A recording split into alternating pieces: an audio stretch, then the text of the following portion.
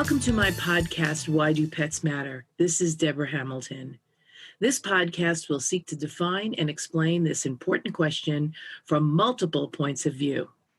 We will interview owners, breeders, caregivers, defenders, advocates, champions, and educators.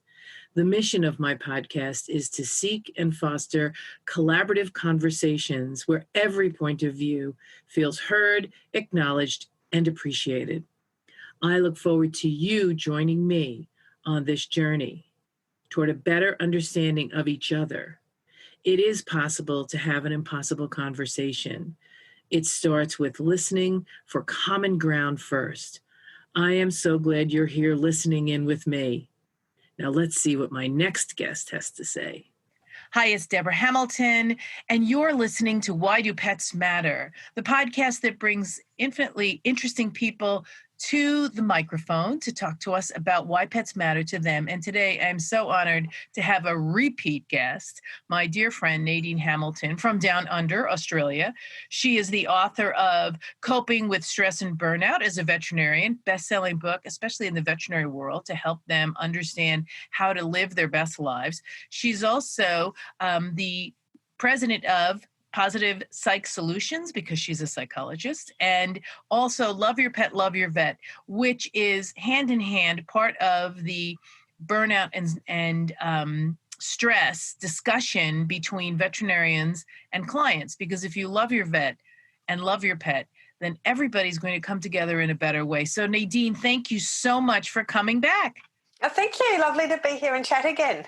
I know it's been a whole different world since the last time we spoke. Certainly has. So much has happened, hasn't it? And I think it's thrown us all into a state of shock. Absolutely. And for sure, coping with stress and burnout as a veterinarian now with the new COVID rules that are in process all over the world, not just in the United States or in Australia, but all over the world. And I know we've spoken to people here in the United States and as well as Australia. I mean, I spoke to Scott Ames, who's an attorney there in Australia, and he said, pet owners are getting crazy. How are you finding the new normal, the way in which veterinarians have had to address pet care once everything opened up a little bit, and how pet owners are dealing with the stress of this pet care? Mm-hmm. I think it's been a little bit of a mixed bag. Like when it first hit, I think it sort of just threw everybody into turmoil, and it was like everyone just went into crisis mode, like, oh my gosh, what do we have to do? How are we going to do this? How can we still keep our clinics open and treat the pets? So here, I suppose, like most other places, we did the curbside service. I think it was particularly difficult for some, particularly for the pet owners, where their animal was being euthanized and they weren't allowed in the consult room when it happened. So I do know a few vets that were like doing the procedure in the client's car, or some that had a nice garden area out the back of the clinic and they'd just take the family out there. I think that was quite stressful for a lot of people. Again, as a pet owner myself, I don't know if I could have coped with that. I'm like, sorry, we're going to have to come to something here because I'm not leaving my pet by themselves. And then also, I think a lot of the stress was around the split shifts. So a lot of the clinics obviously doing the split shifts. So if one team got affected, the practice could still run, because they tended to do longer hours but fewer days. And then what we sort of found, maybe up until about a month ago, when some of the restrictions started to ease here in Australia, is the staff were exhausted. They were just saying, gosh, there's such long days, even though they're having more days off, but it's, the time at work for those long days. And some of them were missing their colleagues, missing their teammates who they normally, would often work on shifts together, and now they were just completely separate shifts. The extra procedures, I think, because having to take phone calls from the clients when the client rings when they get to the clinic, going out to the car, bringing the pet back into the clinic, then having, to phone the client again to give them their consult, then taking the pet back out. And I think a lot of that has added to a lot of that additional pressure. But on the other hand, I know that there have been some vets in particular who have enjoyed the contactless sessions and not having the face-to-face sessions. There's actually been memes that have done the rounds over here. I haven't seen them yet. I was hoping someone would send them to me because I wanted to see what they said. But certainly just not having to have that face-to-face interaction with the clients. I know some have actually found it easier doing a phone consult and finding it easier to communicate without that face-to-face interaction and all of that happening. So I think, like we're just starting to go back to normal shifts here. I think maybe the last 2 or 3 weeks for some clinics that's happened. And I think that's sort of like starting to ease a little bit of the stress, because the staff, again, were sort of saying they were getting burnt out with just, these really, really long hours and really long days. Again, all the practices are different, but the clinic where I go to, we're back down to being allowed to go into the clinic, still with our social distancing, only so many people like in the reception area at a time, but one person is allowed to go into the consult room now. So that's how we started. Then it was like no one was allowed in the clinic, and then now we're going back. So we're sort of getting back into that a little bit. I think the teams, like the vet staff themselves, have done an absolutely incredible job and adapted very well. But I think it's sort of started to take its toll with them getting exhausted. We all talk all the time about, why we love our pets, why do pets matter? So during COVID, pets have really mattered to pet owners, I think, even more than they did before. One, because they're home with them all the time now. And so there's more observation. Two, they have a little more money to expend. And so they are finding that taking care of the pet is affordable now. But I find, as you do, that a lot of veterinarians preferred this, drop-off pickup than to have the client in the room. And how have you heard from your veterinarian colleagues? And then I'll tell you what I've heard from the pet owners. How did that land with the clients of these veterinarians? What did they observe of their clients? I haven't actually heard too many negative things. I have heard the occasional story of, people coming into the clinic who have had in the very early days returned from overseas and were supposed to be quarantined and weren't. Obviously, that was a stress that puts on the practice because they're being potentially exposed. So there's a few, I guess, irresponsible people, but, they're trying to do the right thing for their pet and feel like it's a catch-22, like, what do you do in those situations if you are in forced self-quarantine but your pet gets sick? No one's allowed to come into your house. You're not allowed to go out. That's, could be an issue. I think, I haven't, as I said, really heard too much negativity from it. I think most people, as I said, have adapted well. And I think people have just been grateful that they've still been able to get their pet to the vet. And having that service. I mean, we've had, some mixed media coverage over different stories that have gone on during this time. So that's probably had a little bit of a impact on things. But I think overall, people have just gone, this is the way it is. We're just lucky that we can take our pet out.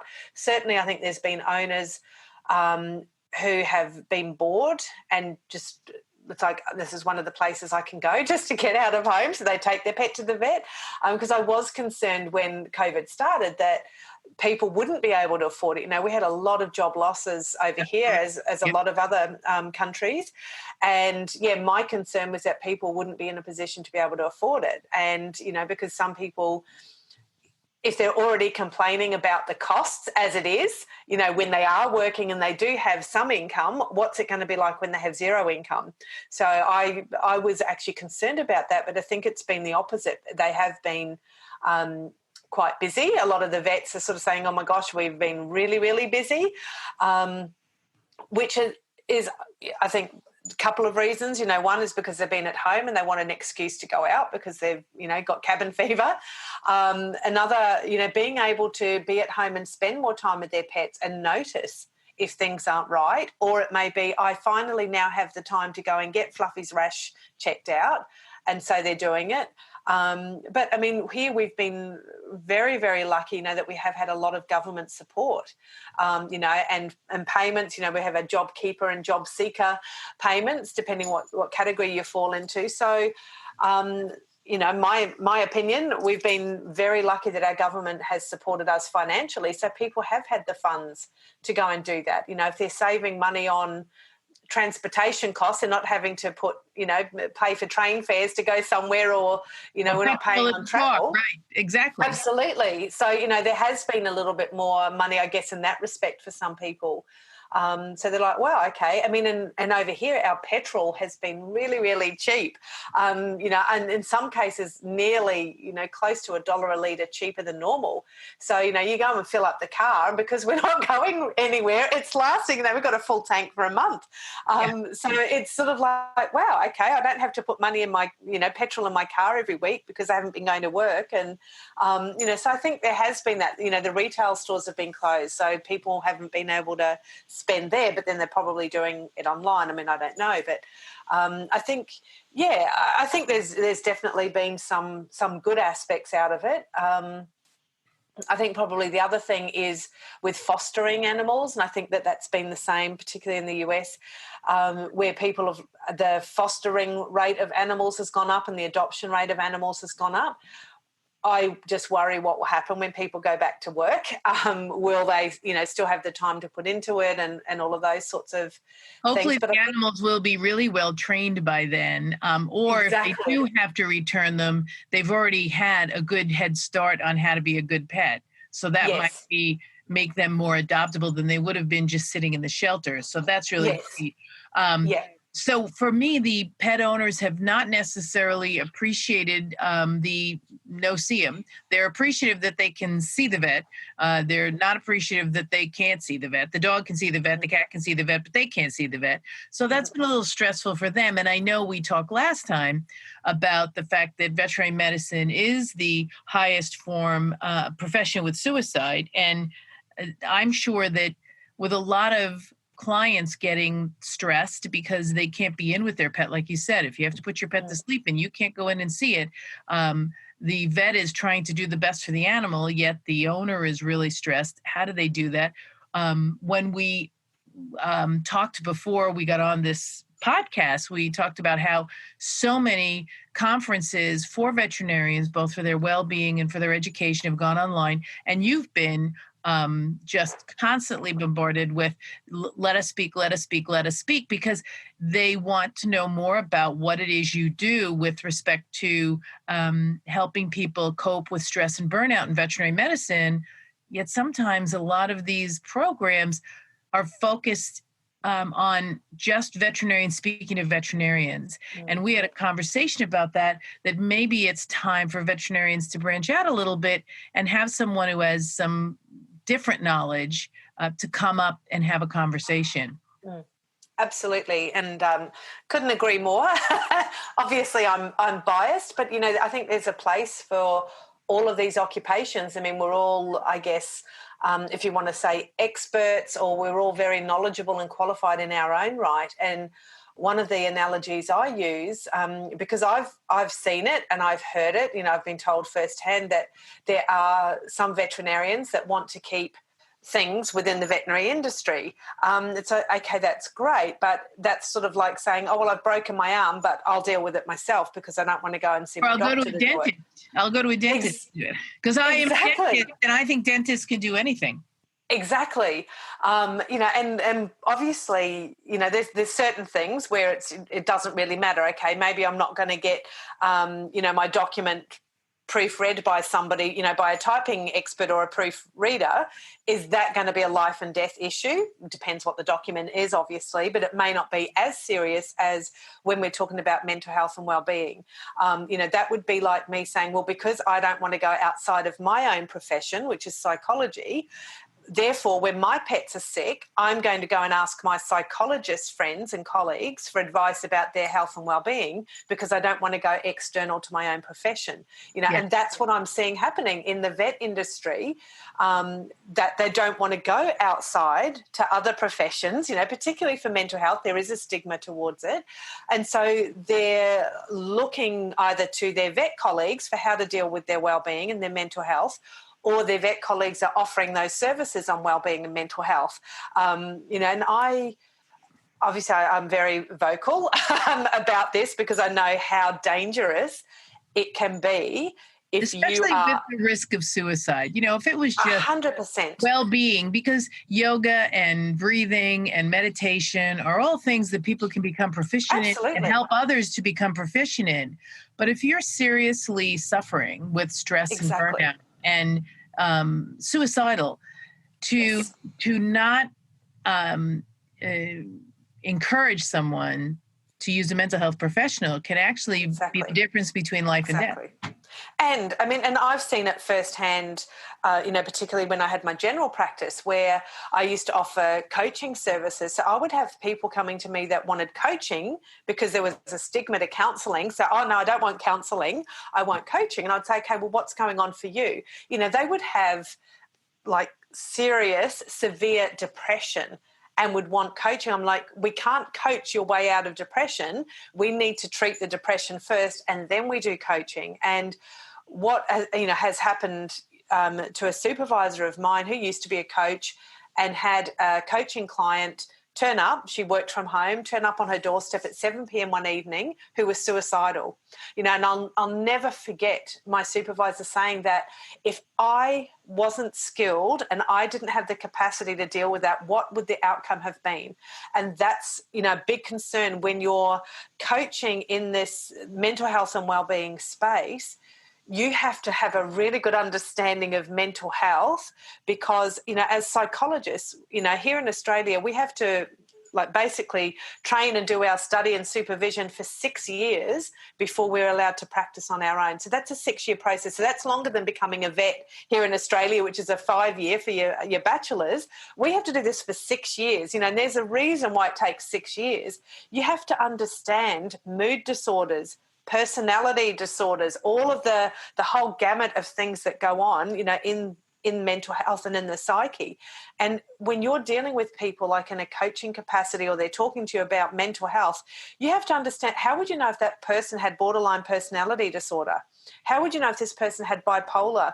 And how would you deal with that? If this person is clinically depressed, you can't just coach them out of that. You have to deal with the underlying stuff. It's not the tip of the iceberg, it's the underlying stuff. And that's where the change happens. And what I see is from the coaching perspective, where they're not like a psychologist in particular, I have that mental health qualification, they're dealing with the tip of the iceberg, the Band-Aid solutions. And unless you get down to beneath the surface, it's not going to change, and that's why it takes us 6 years minimum to get to that stuff, to understand that. And that's why I think it's dangerous, because we are dealing with life and death. If somebody comes to you and they're suicidal, they might be totally fine. I'm like, yeah, great, this is great, I'm going really well. Yep, sure, I'll adopt your suggestion for this and that. And then what happens when all of a sudden it's too much? How do you deal with that? And again, that's how that is handled could be crucial and could be the difference between life and death. I often think that, most of us who are in a different profession who have now sort of given our lives over to assisting veterinarians, you with their mental health and well-being, and me with their conflict resolution, which they're also terrible at. It really is something that is not yet mainstream, but hopefully it will be, because if we remove the conflicts that happen between clients and veterinarians, not remove them, because we can't, because clients are emotional people, as you and I have spoken to before in our last podcast. Yep. They're emotional people, and they may be totally irresponsible, irreverent, just craziness personified, because this is their animal and they love it. And if we can help veterinarians know where they are in their, that's what you do. And then for me, I help them hold a safe space for themselves and not take on that ridicule and upsetment, because it is owned by the pet owner. But it doesn't mean to ignore it. It just simply means you understand that this is this person's vision, this is this person's perception. And between you and I, we help them not take it on and really become depressed and anxious. Absolutely. And really, it's giving them the tools, and it's not like we just fancy ourselves as, experts in these areas. We're qualified in what we're doing. And I'm a stickler for qualifications. So I like to make sure that the people that I'm working with, on a personal level, if it's for my own health or whatever I'm doing, whether it's for my business, that they're qualified, in doing that. And I think, just to be clear, like from the coaching, like I don't have an issue with, vets coaching other vets, like on the clinical side of things. Neither do I. No. And because I think I'm not a vet, so that's not my area. But specifically with the mental health stuff, and when it gets into the wellness and the well-being, but I think, it's a holistic approach when we look at those contributing factors to the high burnout and suicide, and dealing with difficult customers is up there in the top 5. And I would say my experience would be in the top 2, alongside the financial issues. Then, these are the kind of things that we need to equip them with. Traditionally, the majority of vets, get into working with animals because, 1, they love animals, but 2, they don't want to deal with people and don't realise that when you're in this profession, somebody is responsible for that animal. Most cases there's going to be a human attached to that animal, whether it's a carer, whether it's the owner, or someone responsible. So there's going to be that human interaction. And if this is, 100%. And if they've got to deal with that, and we know that dealing with difficult clients is one of the most stressful things and one of the biggest contributing factors, how do we help with that? By working through, effective communication skills, the conflict resolution, nipping it in the bud before it gets to that point of requiring mediation, or, if someone's going to sue somebody over it. We need to be proactive about these things, and we've got the means to the ends to do that. We really do. And it's interesting because what I see is that when veterinarians help veterinarians decide how to treat clients who are, troublemakers or bad apples or bad seeds or whatever, it's with that bias and that lens that they look through, because they're all in the same spot. And if they take the opportunity to see it through a different lens, they often can address it in a broader way that actually enables them to, as you said, nip it in the bud, but to stop it from escalating and to allow everyone to understand each other's perspective and perception. And I think that's the thing, that when you stick with people of like mind, so all the veterinarians, all the vet staff, if they stick together, that's different from the veterinarian's brain, right? That's a whole different viewpoint. If you stick together, you often miss the opportunity to really find an easy solution. It's sort of like I don't know if you ever heard this story. So in the United States, we have this story. There was a truck that couldn't get through the Holland Tunnel, and it was too high. It couldn't go in. So the police were thinking about taking the wheels off, and they were going to download it to another smaller truck and this and that. And the little child drove by with her parents, and she said, "Why don't you let some air out of the tires?" That did the trick. And that's a different perspective. I think, to really put a fine point on it, the fact that we bring a different perspective that might actually help you as a veterinarian or vet staff communicate better with your staff, your client, your veterinarian. I mean, I bring it to the pet owners as well as the veterinarians, and you bring it to the veterinarians and their staff. We bring that so that we give them the power to really choose whether or not they want to escalate or they want to really just nip it. Absolutely. And to think about, if we could have those conversations. I mean, I don't know anyone who enjoys conflict and having difficult conversations, but unfortunately, as human beings, there's going to be those situations, whether it's at the grocery store and someone, and it's always over animals. Believe me, the worst of conflicts, because you love your animals so much, you aren't necessarily your best self. Yes. Yep. And so it's knowing and having the tools to do that. And I think, imagine how different it would be. And I know a number of vets have said this, and I think that's why they have enjoyed the contactless client contact, the face-to-face contact during this COVID, because they're not having to deal with all of that. So imagine if that went back and they still had the confidence, to be able to talk to those clients. So, I mean, what are they doing differently just because it's not face-to-face? How is it different if they're still having the conversations, but they're feeling much more confident in what they're saying because they haven't got somebody there potentially judging them in their mind or watching them or the body language and all of that going on?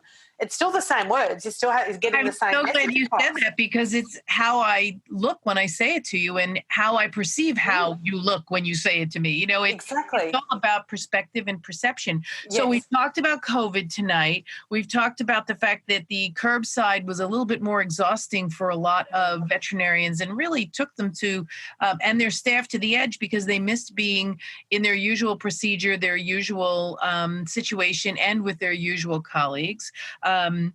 The contactless sessions were actually a little preferred because it was something that some vets really thrive on because they can talk words. It's sort of, we both know that veterinarians are incredible perfectionists. And so if they read it in a book, they can remember it. And maybe contactless client interactions is more like reading it out of a book as opposed to having to deal with people's emotion. And finally, the people who are coming in, their bias as well as the veterinarian's bias may not make them able to understand the needs of the pet or the needs of the veterinarian or the needs of the client at this time. Because you said you thought maybe some of the clients were going because they just wanted to get out and they take care of Fluffy's rash today. And that, that might be something that the veterinarian, if it's an emergency, because here in the United States, the veterinarians are only open for emergencies. Okay. So it was different. And then we got off on just one other piece of why do pets matter, because we want to help veterinarians and their staff really engage in a way that serves them.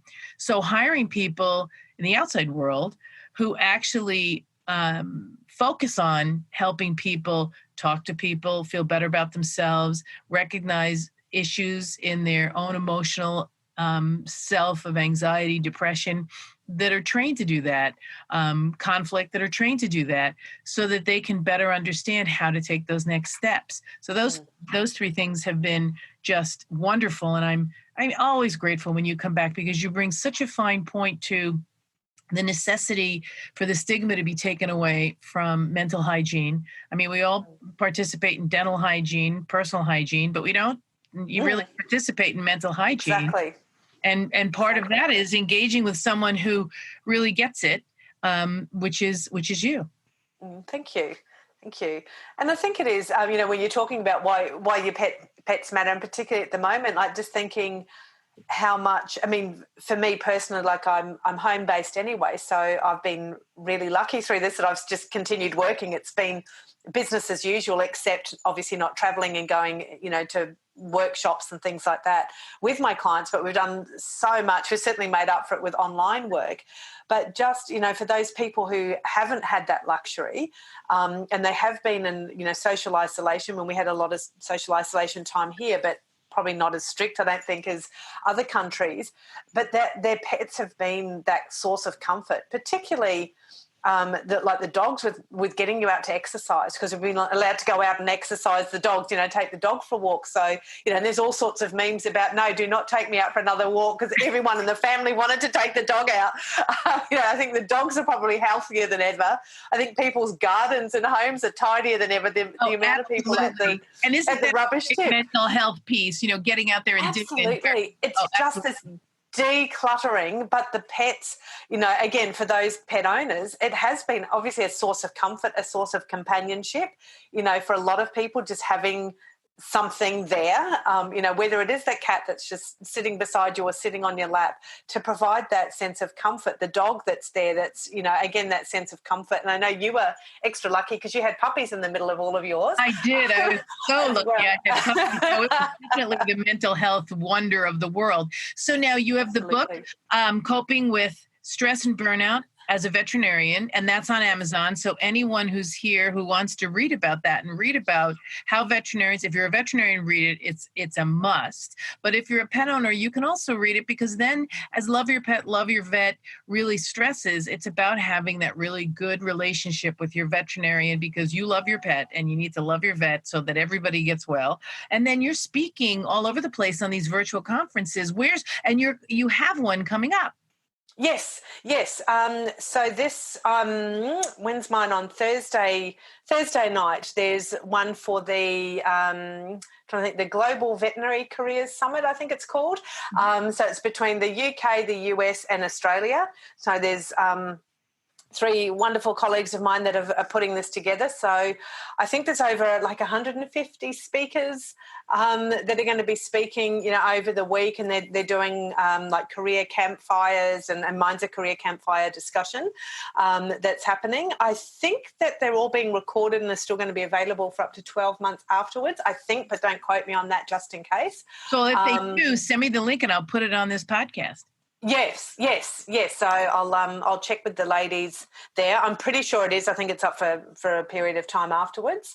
Yes, and then some other ones that we're just in the process of finalising at the moment. Some more online conferences and virtual conferences that are happening as well. You and I are doing something for Green Cross in October. Yes, here in Australia. So the Green Cross Vets here in Australia, who's one of our corporates, they're doing their own symposium. So they were actually going to have a conference, but obviously that got postponed now. So that's all going to be online.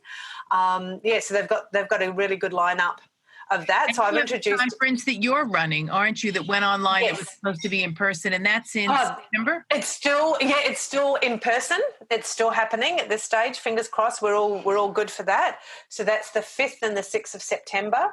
The Reach Out Wellbeing Conference for Veterinary Professionals. So that's a 2-day event here. It's just over the Gold Coast border, so it's at a beautiful, amazingly gorgeous resort, pretty much right on the beach at Kingscliff, which is again just in northern New South Wales. So that's also got a great lineup of speakers. I've got obviously myself, but some other speakers that are coming there. Some that are mixture of vets, nutritionists, exercise physiologists, leadership experts. My dear friend Mina from Royal Canin. So we've got a really, really awesome lineup. Well, you'll send the link for that as well, so that as we wrap up, I'm going to have a ton of links on this second podcast with Dr. Nadine Hamilton. She's all over. She's wonderful, but she really helps veterinarians deal with their mental health. And it isn't a stigma. It really is something that needs to be addressed far and wide. Absolutely. So that we lower that curve, like the COVID curve. I love that. Curve, right? Yes, I love that. We need to copyright that. We do. Thank you, Nadine. This is Debra Hamilton. Thank you all so much for being here for Why Do Pets Matter, the podcast that counts. And until the next session, have a great day. You've been listening to the podcast, Why Do Pets Matter? This is Debra Hamilton. Do you have a great idea or guest or topic that you'd like me to cover? Write me at hamiltonlawandmediation.com or email me at whydopetsmatterpodcast@gmail.com. Until next week, our pets do matter. Thank you for being here with me.